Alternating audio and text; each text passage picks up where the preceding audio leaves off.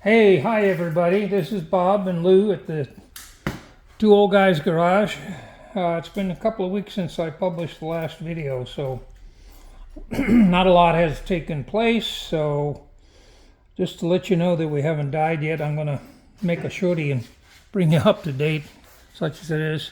Lou's been busy adding tools to his already well-equipped shop. As you can see, that beautiful precision, what is it called, a welding table, Lou? Yeah.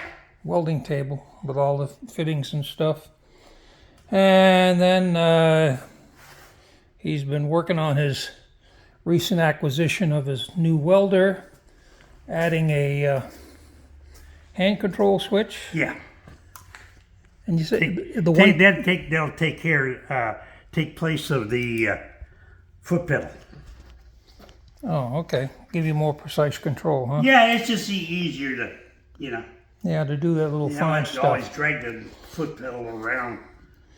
Okay, so what's happened with the famous or infamous Anglia?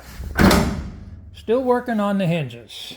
Well, not that much in the last couple of weeks, but what has happened is that he has finished putting back together the gap that happened when we took and pulled the body out here 4 inches to make it line up properly with the door. Now, unfortunately, what that did was it made the tire in the width of the rear end after many hours of calculating how much we wanted to shorten Ford rear end. The tire was now in too far. But, easy solution. Came up with 3-inch spacers from where else? Amazon, around $100. And to show you what that looks like over here, you can see that the tire is, let me move around a little bit. The tire is not too far in because this side has not been moved out yet. We're going to finish up the other side before we fuck around with this side. So adding the 3-inch spacer to the left side shows that this tire is now looking pretty good. Actually, this is, with respect to this, an inch further because we moved 4 inches and we put a 3-inch spacer, and we actually think this is better. It fits better under the fender. So that's not bad. No great loss without some small gain. And as we continue to modify the hinges to make a better fit, when we get the optimum position of the hinges, then what we'll do is, where some of the seams are too tight, we'll actually go in and relieve the fiberglass somewhat to make a better fit along the door. So that is where we're at. It's kind of it. Lou, anything else? No, not nothing right now. Just I gotta get with the hinge program there pretty quick. Yeah, I might add that.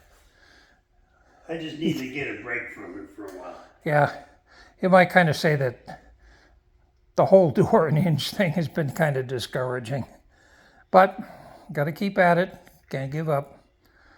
So, like I just said, opening this, I didn't give the date, did I? No, this is part 34, segment 1 probably only, and it's September 30th. So, that is that. On my end with my 32, clutch is working fine, no problems driving it. In fact, occasionally I drive it over to here. I drove over to here last week, and Lou and I were studying it, looking at the possibility of changing the 48 Ford reversed sideways steering box through the frame rail and putting a Corvair steering box in its place. Kind of tight down there, but we think it can be done.